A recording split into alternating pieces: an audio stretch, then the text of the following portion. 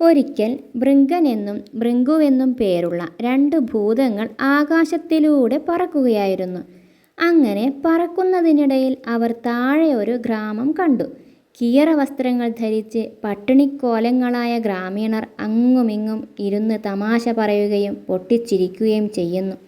അതു കണ്ടപ്പോൾ ഭൃങ്കൻ അത്ഭുതത്തോടെ പറഞ്ഞു, നോക്കൂ, ഒറ്റ നോട്ടത്തിൽ തന്നെ അറിയാം ആ ഗ്രാമീണർക്ക് സന്തോഷിക്കാനുള്ള വക ഒന്നുമില്ലെന്ന്. എങ്കിൽ അവരതാ പൊട്ടിച്ചിരിക്കുന്നു. അപ്പോൾ ഭൃങ്കു പറഞ്ഞു, ചങ്ങാതി, മനുഷ്യരുടെ സ്വഭാവത്തെപ്പറ്റി ഒന്നും അറിയാത്തത് കൊണ്ടാണ് നീ ഇങ്ങനെ പറയുന്നത്. സ്വന്തമായി എന്തെങ്കിലും കിട്ടിത്തുടങ്ങുമ്പോൾ അവരുടെ സ്വഭാവം മാറും. നീ പറഞ്ഞത് എനിക്ക് മനസ്സിലായില്ല. ഭൃങ്കൻ നെറ്റി ചുളിച്ചു. ശരി, എങ്കിൽ ഞാനത് മനസ്സിലാക്കി തരാം. ഇങ്ങനെ പറഞ്ഞിട്ട് ഭൃങ്കു താഴേക്ക് പറന്നിറങ്ങി. അവിടെ ഒരു മരച്ചുവട്ടിൽ ഒരു ഭിക്ഷക്കാരൻ ഉറങ്ങിക്കിടപ്പുണ്ടായിരുന്നു. ഭൃങ്കു മന്ത്രശക്തിയിൽ ഒരു തുള്ളി തേൻ സൃഷ്ടിച്ച് അയാളുടെ ഭിക്ഷപാത്രത്തിൽ തളിച്ചു. എന്നിട്ട് മുകളിലേക്ക് പറന്നു പൊങ്ങി ഭൃങ്കന്റെ അടുത്ത് തിരിച്ചെത്തി. ഇനി സംഭവിക്കുന്നത് നോക്കിക്കോളൂ. ഭൃങ്കു പറഞ്ഞു. ഭിക്ഷപാത്രത്തിൽ തേൻ തുള്ളി വീണ കാര്യം ഭിക്ഷക്കാരൻ അറിഞ്ഞില്ല.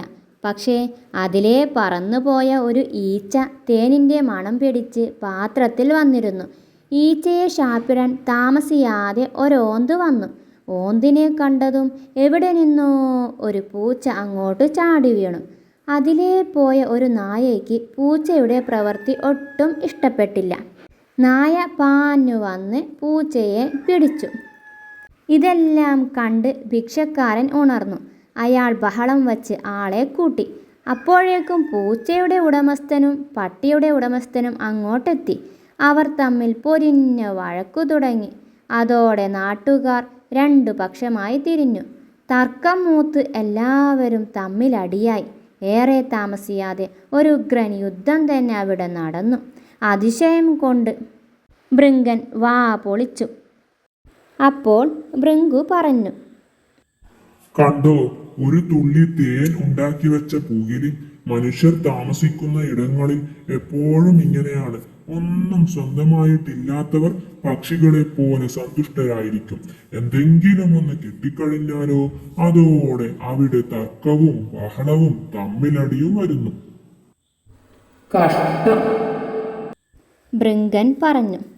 പിന്നെ രണ്ട് ഭൂതങ്ങളും പറന്നു മറഞ്ഞു.